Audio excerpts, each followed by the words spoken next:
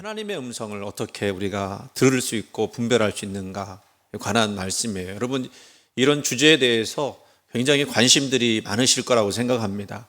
오늘 말씀 제가 너무 많은 거를 지금 준비를 했나 싶은 생각도 들기도 하고, 사실은 한 번 설교로 이게 간단하게 해결될 수 있는 문제는 아니지만 그래도 중요한 내용을 제가 여러분들한테 말씀을 드릴 테니까 이 말씀을 잘 듣고 여러분도 하나님의 음성을 늘 들을 수 있는 믿음의 사람들 되기를 원합니다.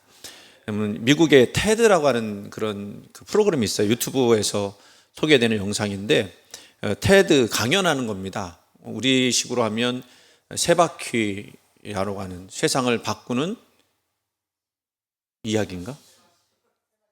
자, 세바시, 세상을 바꾸는 시간, 세바시하고 비슷한 건데, 여기에 이제 호주 출신 심리학자인 루시 혼이라고 하는 여자 박사님이 계세요. 거기에 나와서 강연을 했는데, 이분은 어느 전문가냐면요, 회복 탄력성이라고 하는 그 내용의 전문가예요. 회복 탄력성이라고 하는 resilience라고 하는 영어 표현인데, 이거는 뭐냐면 중요한 거거든요. 여러분도 필요하고 저도 필요한 내용이에요. 뭐냐면 실패했을 때 좌절하더라도 다시 일어설 수 있는 능력을 말하는 거예요. 이게 회복 탄력성이 높은 분들은 실패를 경험해도 금방 일어서게 되는데, 회복 탄력성이 적은 분이라면 내가 어떤 문제를 당했을 때, 어려움 당했을 때 거기서 헤어나지 못하는 그런 내용을 가지고 있다는 겁니다. 이분이 이 부분에서 굉장히 유능한 연구자였는데, 연구를 어떻게 했느냐면 100명이 넘는 그런 군인들, 그러니까 군인들이 굉장히 전투하고 뭐 이러니까 굉장히 어려운 그 상황 가운데 있어 봤던 사람들 아니에요. 이 미국 병사들을 인터뷰해서 정신적, 육체적으로 강인한 사람들의 특징을 좀 찾아낸 겁니다. 그래서 나름대로 회복 탄력성은 바로 이런 것들이 있다라고 발표를 하고 연구하고 하면서 나름대로 그 부분에 있어서 권위자로 성장하게 되었어요. 그런데요, 그녀의 인생을 뒤흔드는 사건이 일어나게 됩니다. 박사 과정이던 2014년, 혼 박사에게는 아주 그러니까 자기가 연구했던 내용들을 직접 경험하게 될 수밖에 없는 상황이 벌어지게 되는데, 큰 불행이 닥쳐요. 자기 딸이 하나가 있는데, 이 가족이 여행을 가기로 했어요.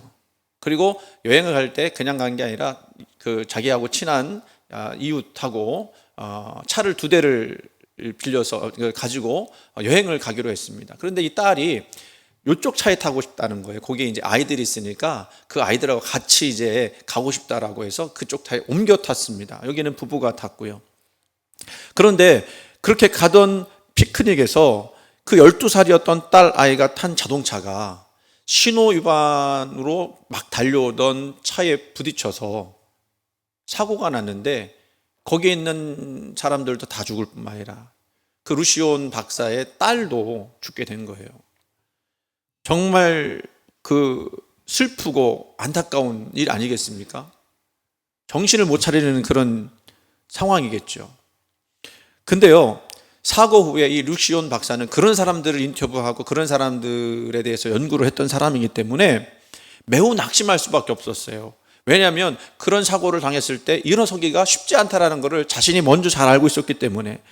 그런데 이 자기가 연구한 내용들을 살펴볼 때 어떤 예상을 하게 됐느냐면, 자신의 이론을 바탕으로 자신도 나중에는 이 사건 때문에 남편과 헤어질 것이고 자기도 정신질환을 앓을 것이며 정상적인 생활로 회복하지 못할 것이라는 예상을 한 거예요.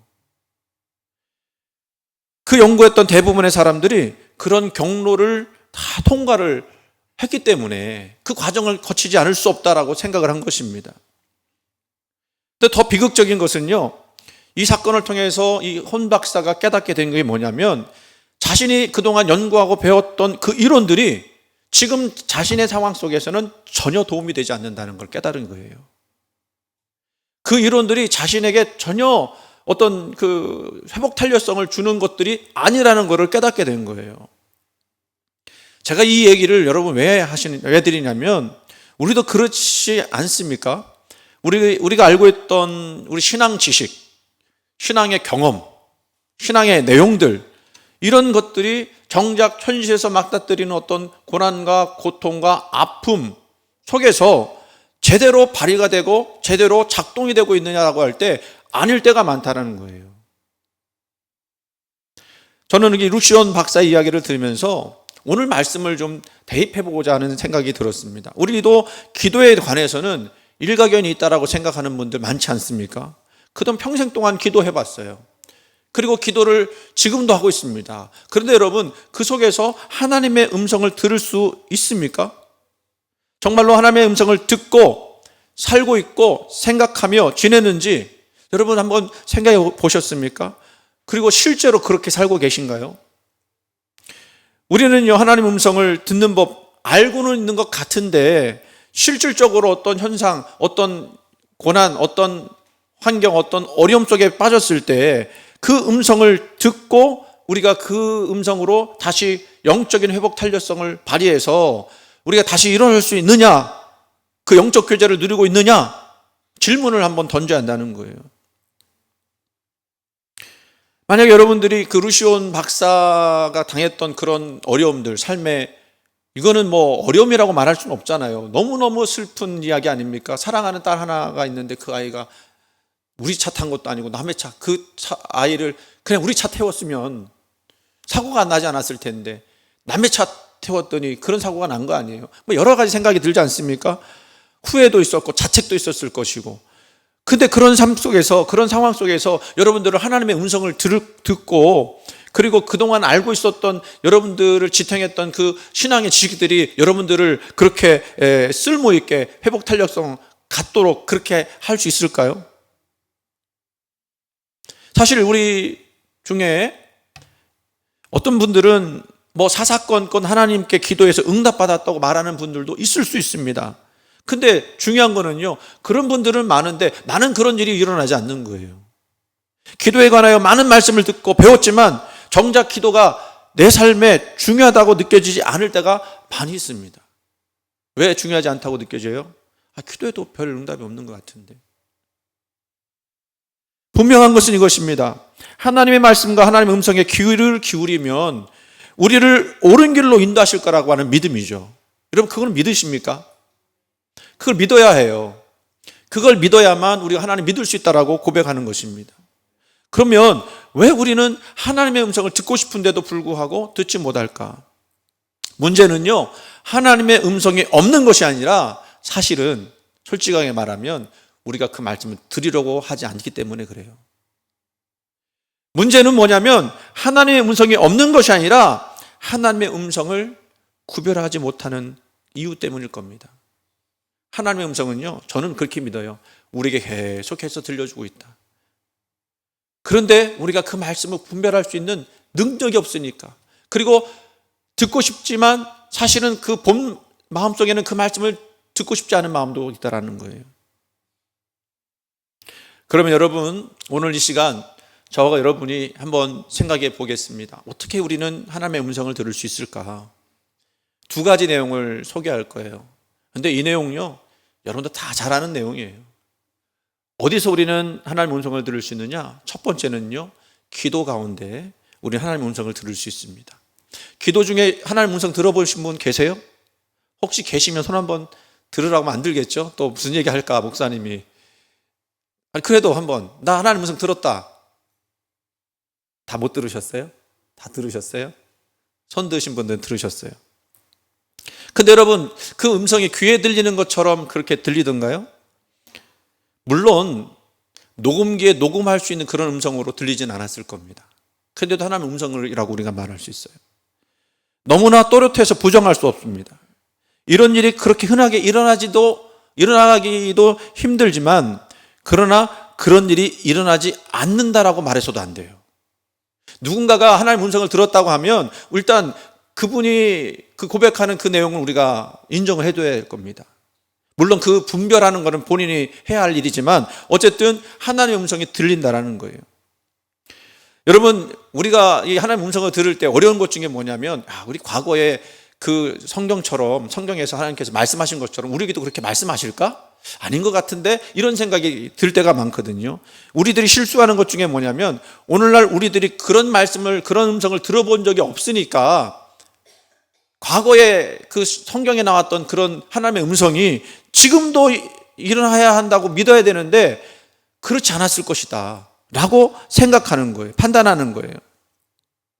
그러니까 거꾸로 이야기하는 거죠. 내가 지금 하나님의 음성을 듣지 못하니까 과거 1000년 전, 2000년 전, 3000년 전에 그 하나님의 음성 없었을 거다라고 생각하는 거예요. 그리고 성경을 읽으면서도 믿어지지가 않는 거죠. 그러다 보면 하나님의 말씀이 전설처럼, 전설의 고향에 나오는 그런 말씀처럼 그렇게 들려지게 되는 겁니다. 근데 성경 한번 보세요. 성경에는 하나님과 직접적으로 대화한 이야기들이 많이 있거든요. 근데 왜 그런 일이 우리에게 일어나지 않느냐, 그런 현상이 일어나지 않느냐? 그래서 어떤 사람은 하나님이 말씀하시는 방법을 바꿨기 때문이다 라고 생각하는 분들이 계세요. 그러니까 신약시대 초대교회에서 하나님께서 말씀하셨던 그 말씀들이 이제는 방법을 달리해서 그렇게 말씀하지 않으신다라고 생각하기도 하는 거예요. 하지만 여러분, 그것은요, 인간의 영성이 그만큼 퇴락했기 때문이다, 그렇게 생각하는 것이 옳을 거예요. 우리가 숨을 쉬는 이 대기에는요, 수많은 전파들이 오고 가고 있습니다. 근데 우리는 그것을 눈에 볼 수가 없어요. 뭐를 통해서 우리는 그걸 알 수 있습니까? 우리가 그 전파를 잡아내는 기계가 있으면 전파가 있구나 라고 하는 걸 우리가 알게 돼요. 지금 와이파이가 지금 이 교회에도 지금 본당에도 켜져 있거든요. 여러분, 와이파이 눈에 보이십니까? 안 보이죠. 그런데 그 와이파이 켜졌다고 하는 걸 어떻게 알 수 있죠? 핸드폰에, 스마트폰에 그게 나오니까 아는 거예요. 마찬가지로 하나님께서도요, 우리에게 끊임없이 말씀해 주고 계십니다. 상황을 통해서, 환경을 통해서, 오늘 지금 이야기한 것처럼 기도를 통해서 말씀해 주시는 거예요. 그런데도 불구하고 우리가 그것을 잡아내지 못하는 이유는 뭐냐면 영성의 안테나가 세워지지 않기 때문에. 그 영성의 안테나를 세울 때 그 말씀이 제대로 들려지고 그 말씀을 우리가 들을 수 있다는 거죠. 그러므로 우리가 기도하는 중에 하나님 말씀하옵소서, 주의 종이 듣겠나이다 라고 하는 이 마음을 가지고 귀를 기울인다면 하나님의 음성을 들을 수 있습니다. 그러면 여기서 주의할 것이 있어요. 하나님의 음성을 들을 수 있다고 할 때 주의해야 될 것이 있습니다. 우리는 보통 하나님께서 음성을 들린다고 그러면 어떤 분들은 이렇게 이야기하는 것처럼 이야기하는 분이 계세요. 점쟁이들이 전하는 그런 악령의 음성처럼 남쪽으로 가세요, 오늘은 물을 피하세요, 그리고 속옷은 무슨 빨간색을 입어야 합니다, 이렇게 이야기하는 것으로 착각하는 분들이 계세요. 그렇지 않아요. 하나님께서 들려주시는 음성은요, 저도 그런 음성을 많이 들었는데, 내가 너를 사랑한다, 두려워하지 말아라, 내가 너와 함께 있다 라는 말씀이에요. 그 음성을 듣고 우리는 어떻게 해요? 내가 당하고 있는 어려움 속에서 깊은 위로와 평안을 얻고, 그리고 순종할 용기를 얻으며 그것을 걸어갈 수 있는, 그 고난을 걸어갈 수 있는 그 지혜를 얻게 되는 거예요. 사도 바울이 고린도에 선교하러 갔을 때입니다. 고린도 지역도 이방인 지역이었기 때문에 복음 전하기가 만만치 않았습니다. 갔더니 유대인들이 그렇게 방해를 해요. 거기에 또 그 도시는 아주 우상이 심각한 도시였는데 그 미신의 추종자들이 그렇게 거세게 저항을 했습니다. 처음에는 선교의 결실이 변변치 않았어요. 악정고투를 했습니다. 그래서 이 바울이요, 자기는 열심히 한다고 했지만 이런 결과들이 나타날 때 얼마나 낙심을 했겠습니까? 그날 저녁에 환상 중에 하나님께서 나타나셔서 말씀하십니다. 무서워하지 말아라. 잠잠고 있지 말고 끊임없이 말해라. 내가 너와 함께 있으니 아무도 너에게 손을 대어 해하지 못할 것이다. 이 도시에는 내 백성이 많다라고 하나님께서 위로와 격려와 사랑의 음성을 들려주셨어요. 이 음성을 듣고 이 사도 바울이요, 확신을 가졌어요. 내가 하는 이 사역 가운데 하나님께서 함께 하시는구나. 비록 지금 힘들고 어려운 상황이지만 이 상황 속에서도 하나님이 나를 도와주시는구나 깨닫게 되어서 그 고린도 지역에서 1년 6개월 동안 거하면서 그 역경을 극복하며 선교 활동을 했다라는 겁니다. 놀라운 하나님의 음성이죠. 여러분도 이런 음성 들으셨을 것 같아요. 그런데 이 음성이 사람의 음성처럼 바울에게 들렸을까?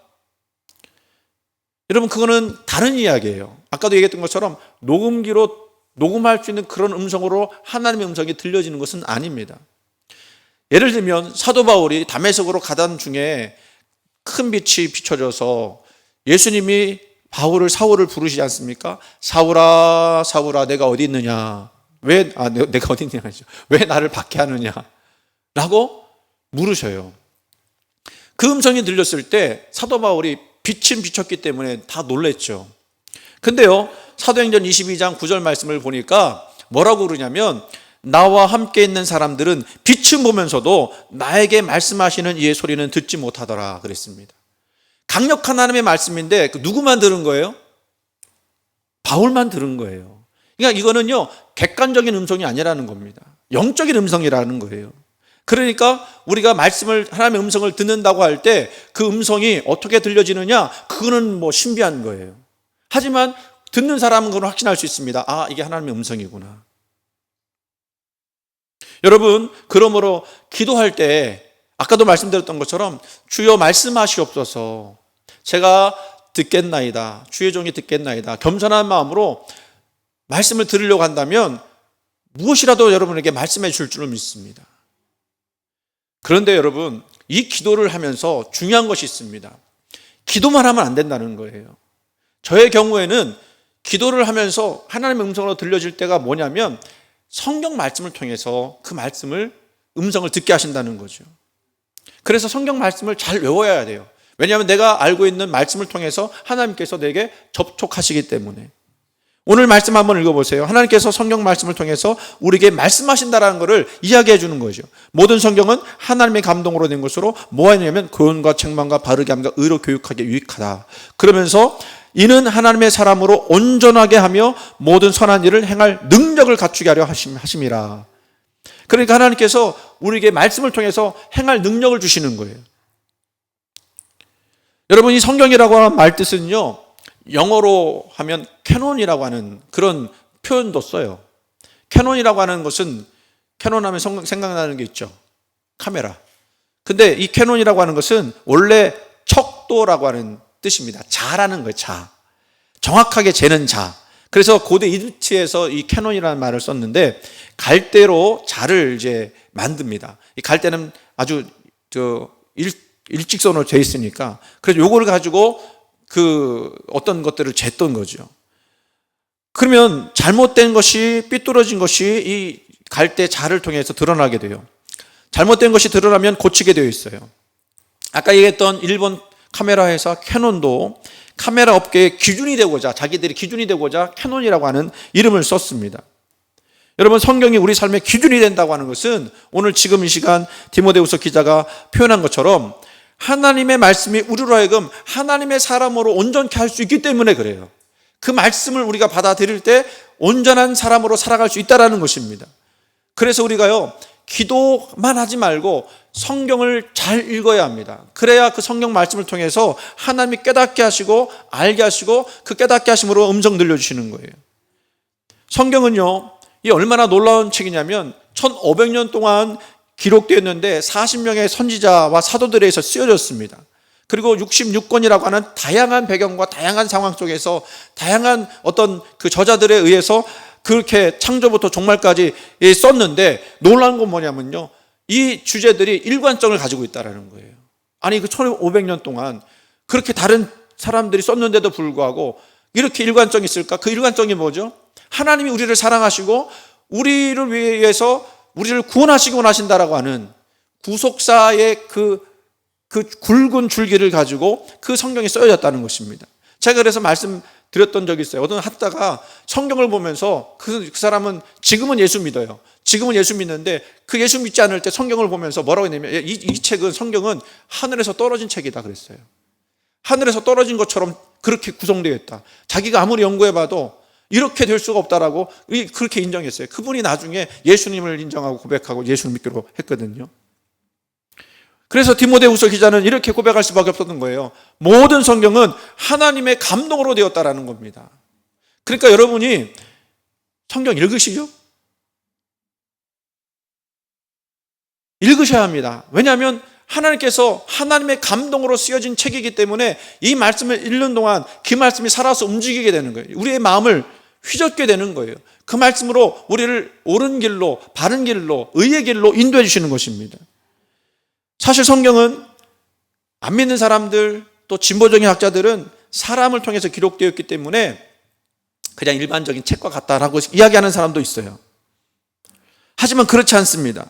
사람을 통해 쓰여졌어도 하나님이 사람을 감동하셔서 쓰여진 것이기 때문에 하나님의 말씀이에요. 오늘 여러분이 듣는 이 설교도 사람이 전하는 설교이지만 하나님이 여기에 감동하셔서 여러분들로 듣게 하신다면 여러분들이 이 속에서 하나님의 음성을 들을 수 있게 될 줄로 믿습니다. 오늘 말씀에 그 감동으로 된 말씀이 뭐 한다고 그랬어요? 교훈과 책망과 바르게 함과 의로 교육하기에 유익하게 됐다라고 이야기했어요. 그래서 여러분, 인생을 우리가 살아갈 때 잘못된 인생을 살아가다가도 우리가 하나님 만나고 말씀을 듣고 읽고 그리고 그 말씀에 감동하게 되면요, 나도 모르게 바른 길로 가게 돼요. 인생이 교정이 되어지는 거예요. 그 뭐겠습니까? 진리만이, 하나님의 진리만이 우리의 인생을 복되게 만들 수 있는 능력이 있다는 것을 드러내는 거예요. 그래서 많은 사람들이 성경을 읽다가 거듭나고 성경을 읽다가 하나님 만나고 성경을 읽다가 자기의 삶이 바뀌어지는 것을 경험하게 되는 겁니다. 오늘 그 음성이 바로 하나님의 음성이 성경 말씀을 통해서 일어나게 되는데, 오늘 하나님 말씀을 통해서 변화된 사람들이 얼마나 많이 있어요. 살인자 모세가 변화되어 민족의 지도자가 되었습니다. 이사야가 그렇게 말도 못하는 사람이었는데 성령이 그에게 임하시면서, 하나님께서 그에게 임하시면서 죽기까지 복종하고 순종하는 그런 사명을 감당했습니다. 사도 바울도 예수 믿는 사람 다 잡아다 죽이는 그런 악한 사람이었는데 하나님의 음성을 듣고 그 음성 속에서 변화되어 그도 자기의 생명을 아까운 것을 여기지 않고 자기가 달려갈 길을 온전히 달려갔던 것을 우리가 기억합니다. 기독교 역사 속에서 어거스틴, 루터, 웨슬레라고 하는 위대한 종교 지도자들이 그 하나님의 말씀을 붙잡고 하다가 그 말씀의 그 능력에 심취해서 정말로 자기 안위를 버리고 말씀을 전하다가 고통나고 어려움 당했던 그런 모습들도 우리는 기억하고 있어요. 그래서 여러분, 하나님의 말씀은요, 운동력이 있고 좌우의 날선 어떤 것보다도 예리해서 우리 심령과 골수를 쪼개기까지 하며 그 모든 것들을 다 바꾸실 수 있는 능력이 있는 줄 믿으시기 바랍니다. 제가 말씀드렸어요. 이 두 가지, 뭐하고 통해서 우리는 하나님의 말씀을 들을 수 있다, 음성을 들을 수 있다고요? 첫 번째는 기도, 두 번째는 성경. 이 두 가지가 균형을 이뤄야 돼요. 매우 중요한 것입니다. 성경만 읽어도 안 되고요, 기도하지 않고 성경만 읽어도 안 되고요, 기도하지만 성경 안 읽으면 우리는 이단에 빠질 수 있어요. 근데 여러분, 제가 지금부터 하는 얘기가 좀 중요한 얘기인 것을 기억하시기 바랍니다. 지금 내용을 모르시는 분 없을 거예요. 다 아는 이야기예요. 어찌 보면 이렇게 이야기하면, 이렇게 말씀 전하면 뻔한 설교로 끝날 것입니다. 여기서 마무리하면 여러분들은 하나님의 음성, 아 그렇구나 하고 지나가고 말 것입니다. 여기서 여러분 우리가 알아야 될 게 있어요. 그렇게 들려지는 말씀들인데, 많이 들려지는 말씀들인데 때로는 그거를 분별을 못해서 그 말씀인지 아닌지를 모를 때가 있다라는 거 아닙니까? 아까 루시온 박사의 이야기를 계속 해드릴게요. 루시온 박사는요, 그 고난 속에서 어떻게 하면 다시 일어설 수 있을까? 자기가 그 연구의 권위자니까 자기 나름대로 자기가 다시 회복할 수 있는 그런 그 연구를 해야 되겠다 생각을 한 거예요. 그래서 그 다시 발견한 위기대처 방법을 이야기해 주는데, 저는요, 그 이야기 속에서 그동안 그 위대한 믿음의 사람들이 하나님의 음성을 그 구별하는 방법의 내용들이 거기 나오는 걸 깨닫게 되었어요. 알게 되었어요. 그 하나님의 음성을 분별하는 기준과도 같다라는 사실을 알게 되었어요. 그래서 제가 그 얘기를 하면서 하나님의 음성도 이렇다, 분별하는 기준도 이렇다라는 것을 말씀드릴게요. 그 혼 박사는요, 그런 역경을 당하고 나서 다시 연구하기 시작한 거예요. 그렇게 어려운 일들을, 자기보다 더 힘든 일들을 당했던 사람들이 어떻게 회복되었는가, 그들의 공통점은 뭔가를 연구하기 시작했습니다. 근데 이 연구는요, 학계에서 인정받기 위해서 연구한 게 아니고 자기가 정말 필요하니까, 자기가 정말 급박하고 절박하니까 그 사람들의 이야기를 통해서 깨닫고 싶어서 연구를 하는 거예요. 그러니까 어느 연구가 더 진실됐겠습니까? 지금 연구가 더 진실된 거예요. 세 가지 비결을 얘기했습니다. 이 세 가지 이야기를 하면서 이거를 자기한테 적용해서 깊은 터널에서, 그 좌절과 슬픔, 그 터널에서 벗어날 수 있었다고 고백을 해요. 자, 그게 뭐였느냐면 이런 거였습니다. 밑에 거를 먼저 할게요. 이 사람이 깨달은 게 그거예요. 고통은 누구에게나 차별 없이 찾아오며 우리의 삶의 일부임을 아는 것을 깨달은 거예요. 우리들이 생각할 때 어떤 생각을 하게 되냐면, 왜 나한테 이런 일이 생겼을까? 왜 하필이면 나일까? 이게 희생자 의식이라고 말하거든요. 자기한테 일어난 일들에 대해서 도저히 자기는 인정할 수가 없는 거예요. 아니, 내가 뭘 잘못했다고, 내가 뭘 그렇게 큰 죄를 지었다고 나한테 이런 일이 생기는가, 이런 생각을 하게 되면서 왜 나한테 이런 일이 생겼느냐는 그 굴레 속에 빠지게 되는 거예요. 그런데 거기서 벗어난 사람들이 어떻게 그것을 벗어났는가 생각해 보니까, 연구해 보니까 나만은 예외일 수 없다라는 거죠. 나도 이런 일을 당할 수 있다라고 하는 엄연한 현실을, 그리고 인간의 연약함을 깨닫게 된 거예요. 자기는 그렇게 성공 가도 승승장구하는 삶을 사는 거 아닙니까? 그 딸이 죽기 전까지. 그래서 자기만큼은 완벽한 삶을 누릴 수 있는 자격이 있고, 그리고 나의 인생에는 꽃길이 이루어질 것이다, 이런 생각을 하고 있었는데, 근데 그것이 창산조각을 나면서 어려움 당한 거 아니에요? 그러니까 이런 겁니다. 고난은 누구나 겪을 수 있는 일이다라는 것을 자연스럽게 받아들이는 거죠. 그거를 저는 어떤 걸로 이해했느냐면, 하나님께서 우리에게 음성 들려주실 때 너의 정체성을 알아라, 네 정체성을 깨달아라 하시는 말씀으로 이해한 거예요. 여러분, 하나님께서 여러분들에게 음성 들려주실 때 여러분이 누구인지를 알려주시는 겁니다. 때로는 우리가 죄인인 것을 깨닫게 해주세요. 왜냐하면 죄인인 것을 깨달아야 내가 회개하고 하나님께 돌아갈 수 있으니까. 그렇죠? 그런데 대부분의 말씀 속에서는 우리가 너무 힘들고 어려우니까 하나님이 우리에게 그리스도의 정체성을 확인시켜 주십니다.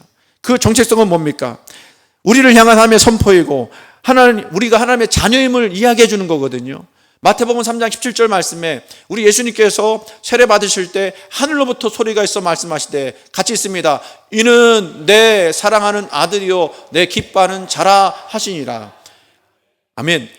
예수님이니까 그렇게 말씀하셨겠지, 이런 생각하지 마세요. 우리는 누구의 자녀예요?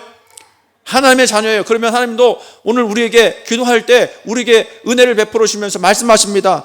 너는 내 사랑하는 아들이고 딸이다, 내 기뻐하는 자다. 아멘을 좀 크게 해보세요. 이렇게 말씀하는 거예요. 그런데요, 하나님의 음성이라고 들려주는데 그 음성이 이런 거면 이건 사탄의 전략입니다. 뭔지 아십니까? 너는 실패자야, 너는 쓸모없어, 네가 그렇게 실수했으니까, 실수투성이니까 너는 그 모양 그 꼴하지. 이렇게 마음속에 뭔가가 이야기가 들려지면 이건 누가 하는 거예요? 사탄이 하는 얘기예요. 우리를 책망하고, 물론 주님의 책망도 있습니다만, 어떤 실패를 놓고 어떤 죄악을 놓고 그것에 빠져나올 수 없다고 하는 그런 식으로의 책망이라고 하면 그건 사탄의 정죄예요. 여러분, 우리 하나님께서 우리에게 음성 들으실 때 여러분들을 사랑한다고 하는 고백들을 하시고, 너는 내 사랑하는 아들이다 딸이다라고 말씀하시는 그 음성 들으실 수 있기를 간절히 원합니다. 이 음성은 여러분 매일 들을 수 있어요. 두 번째는요, 이 루시온 박사가 이 절망 가운데 있었던 사람들이 빠져나올 수 있는 방법 중에 한 가지가 뭐였느냐면, 바꿀 수 있는 일과 바꾸지 못하는 일, 그래서 받아들여야 하는 일들에 대해서 분별을 했어요. 무슨 얘기죠? 바꿀 수 없는 일들에 집착하고 스스로를 괴롭히지 말아라는 거예요. 딸이 죽었어요. 그 딸이 죽었는데 그 딸에 대해서 다시 살릴 수가 없지 않습니까? 그 사실은 바꿀 수 없잖아요. 근데 거기에 내가 집착하고 애착을 가지고 그것을 그렇게 스스로를 괴롭힌다 한들 그거 바뀌어지지 않지 않습니까? 에너지만 허비하는 것이고 자기만을 소비하는 것 아니겠어요? 그러니까 그거는 바꿀 수 없는 것이다라고 인정을 하고, 지금부터 내가 바꿀 수 있는 일이 뭘까, 내가 내 인생을 힘차게 살아갈 수 있는 일이 뭘까를 생각하면서 열심히 살았다는 거예요. 그랬더니 현재 상황에서 바꿀 수 있는 일은 없지만 자기가 할 수 있는 일에 집중하면서 긍정적인 정서의 변화가 일어나게 된 겁니다. 그렇게 함으로써 그녀는 평상심을 회복하게 된 거예요. 근데 하나님도요, 똑같이 우리에게 무슨 말씀을 주시느냐면 평안의 말씀을 주셔요. 그 음성이 평안을 주는가 아닌가를 우리가 구별할 수 있으면 하나님의 음성은 우리에게 평안을 주는 음성인 줄 믿으시기 바랍니다. 제가요, 우리 전도사님한테 결혼하기 전에 고민이 되지 않겠습니까? 결혼을 해야 되나 말아야 되나, 저 사람이 진짜 내 짝인가 아닌가. 제 경험을 얘기해 줬어요. 나도 정말 잘 알지 못해서 우리 집사람하고 나하고 금식하면서 기도했다. 근데 금식하면서 기도하면서 응답을 달라고, 뭘 위해서 기도했느냐면 평안을 달라고 기도했다. 근데 그 평안의 응답이 어디로 나타났냐면 우리 장모님한테 나타났어요. 장모님이 저 한 번도 보지 못했는데, 야, 기도해 보니까 마음이 평안하다, 결혼해라. 그래서 결혼한 거예요. 이럴 때 박수 쳐도 괜찮은데. 그냥 하는 얘기예요. 졸지 마시라고. 근데 하나님도 똑같은 거예요. 정말 하나님께서 주시는 응답이라면, 말씀이라면 우리 마음 편하게 돼요. 그게 내가 원하지 않는 방법으로 가더라도, 내가 솔직히 싫은데도 불구하고 하나님의 음성이면 그 마음속에 평안함을 주시는 거예요. 빌립보서 4장 7절, 우리가 지난주에 말씀 나눴던 거죠. 그리하면 모든 지각에 뛰어난 하나님의 평강이 그리스도 예수 안에서 너희의 마음과 생각을 지키시리라. 여러분, 우리 하나님께서 우리의 마음과 생각을 지키실 때 평안이 일어나게 되는 거겠죠. 그래서 우리가 주의할 게 있어요. 이럴 때 우리 평안을 누리기 위해서 주의할 게 있어요. 그게 뭐냐면 조급하게 뭔가 행동하지 않는 거예요. 제가 제일 못하는 게요, 조급해요. 저 보면 그렇게 생기지 않았다고 사람들이 이야기하지만 저 엄청 성격 급합니다. 뭐가 내가 마음대로 안 되면요, 그거를 빨리 고치고 싶어 해서 안달이 나요. 그게 우리 가족들한테도 그런 게 보여요. 그래서 그것 때문에 사실은 많이 다투고 또 우리 집사람한테 혼나기도 많이 혼나고 그렇습니다. 근데요, 다급함은요, 이게 하나님께서 원하시지 않는 거예요. 뭔가 내가 해결해야 되고 뭔가 응답을 받아야 된다면 조급하지 않아야 됩니다. 하나님께서 내 마음속에 이 평안함을 주셔서 이 일들을 은혜 가운데 해결할 수 있도록 도우시는 거예요. 여기서 주의할 것은 뭐겠습니까? 육신의 평안함과 영혼의 평안함은 다르다는 거예요. 아까 말씀드렸던 것처럼 영혼의 평안함은요, 이런 거예요. 내가 불편한 곳으로 갈지라도, 그곳에 부르실지라도 거기에 평안이 있을 수 있는 게 영적인 평안인 거예요. 자, 세 번째, 이렇게 고난당했던 이 사람들이 어떻게 응답을 받고 또 일어섰는가? 이거였습니다. 내가 하는 일이 나에게 도움이 되는지 해가 되는지 끊임없이 질문했다는 거예요. 내가 지금 결정해야 될 것들이 나에게 도움이 되는지 해가 되는지 끊임없이 질문했다는 겁니다. 그래서 우리는요, 생각을 해봐야 할 게 뭐냐면, 우리는 이성적이라고 생각하지만 감정에 휘둘릴 때가 훨씬 더 많아요. 퍼센테이지로 따지면 이성적인 결정은 30%고요, 감정적인 결정은 70%예요. 그렇게 우리는 감정에 휘둘릴 때가 많아요. 그러다 보면 감정에 휘둘려서 잘못 선택할 때가 많거든요.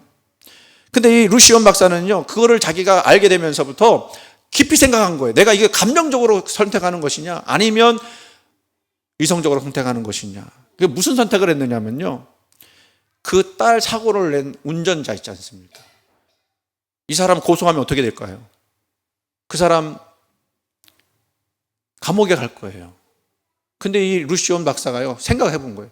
이게 내가 이 사람을 고소해서 이 사람을 감옥에 보낸다 한들 나에게 유익이 될 게 뭐가 있을까? 이거 재판한다고 내가 쏟아내야 될 그 에너지가 얼마일 것이고, 그 사람과 감정 소모해야 될 것이 또 얼마나 많은가? 이걸 생각해 보니까 자기에게 절대로 도움이 되지 않더라는 걸 깨닫게 됐어요. 그래서 과감하게 용서했어요. 그랬더니 주위에서 난리가 났어요. 그거 고소하면 수만 불에서 수십만 불 위로비 받을 텐데 왜 그거 안 했느냐? 그런데요, 이분이 뭐라고 했는지 아십니까? 자기 인생에서 결정한 것 중에 가장 좋은 결정이 바로 그 사람을 용서한 거였다. 여러분, 이건 뭐냐면 하나님 음성에도 똑같아요. 하나님 음성에서 중요한 분별점이 뭐냐면요, 그 응답에 사랑과 진리가 있느냐 하는 거예요. 사랑과 진리가. 여러분, 진리 없는 사랑은요, 방종이죠. 근데 사랑 없는 진리는요, 율법주의예요.